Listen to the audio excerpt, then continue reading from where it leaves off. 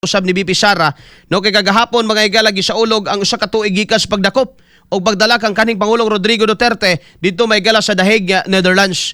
Gipahigayon may higala usa ka misa ug aduna mga higala mga prayer rally nga nahitabo dili lamang sa Davao City kundi uwang bahin usab sa Mindanao mga kaigsuonan no gumikan hangtod karon nagpabilin gyapon ang panawagan mga higala sa mga supporters no ni kaning Pangulong Rodrigo Duterte nga papaulion siya mga higala diri sa Pilipinas.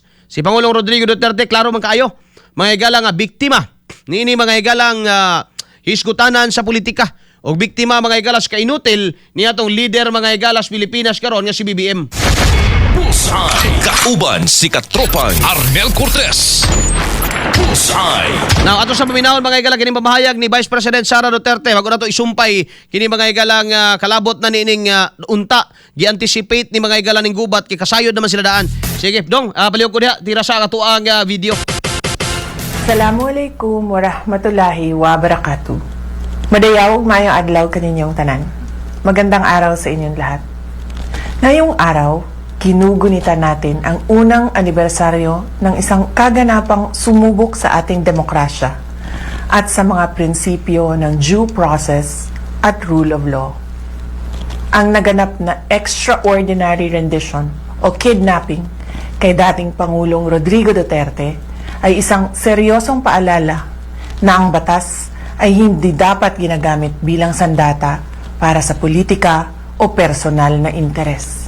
Ang pagyurak sa karapatan ng isang individual sa pamamagitan ng mga irregular na proseso ay hindi lamang pag-atake sa katarungan, ito ay hamon sa ating pambansang soberanya.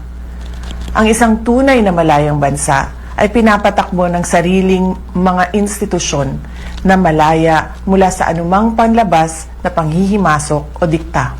Ang anibersaryong ito ay isang panawagan para sa ating lahat na manatiling mapagmatyag. Kailangang manatiling malaya, tapat at matatag ang ating mga institusyon laban sa anumang pagsubok na baluktutin ang hustisya. Walang sino mang Pilipino ang dapat pagkakaitan ng proteksyon ng ating saligang batas. Sama-sama nating itaguyod ang isang Pilipinas kung saan ang batas ay kalasag ng katarungan at ang ating soberanya ay iginagalang ng lahat.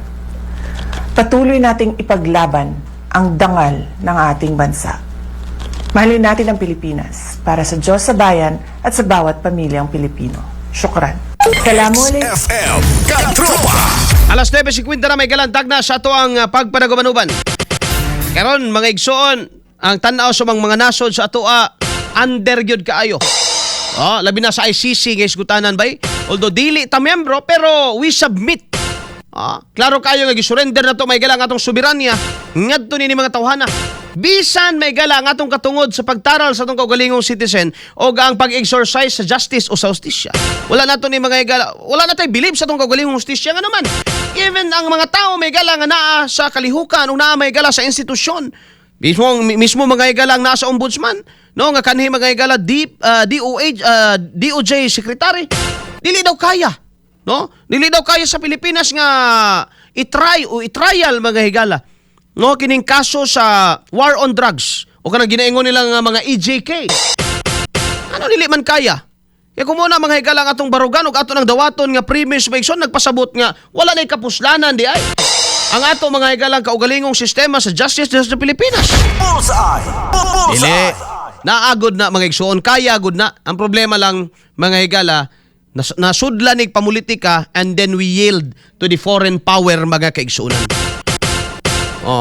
Kaya kung tinuod lang yun ni Barog ang atong nasod mga higalag ni ingon, kining kamong mga taga-ICC, ayaw mong sulod-sulod diri ha? Ayaw mong sulod-sulod diri kay nami kaugalingong balao diri, nami kaugalingong hustisya, nami kaugalingong pulis, kaya na mo ni. Pero wala man naghihimo sa atong gobyerno. Although gisaad na may higala ni BBM sa una, pero iya na nang gibawi mga kaigsuonan. O niya, bisang pagdiingon si DOJ, former DOJ Secretary Remulla sa una, may higala nga di gid makasulod.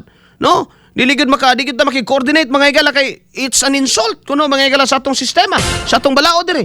Pero tama na tos dila. Tama na to mga higala sa pulong, wa gyud to nila gituman. Bullseye! Bullseye! Muna karon mga higala nakapait. Alas 8:52 na ang tagna mga higala sa atong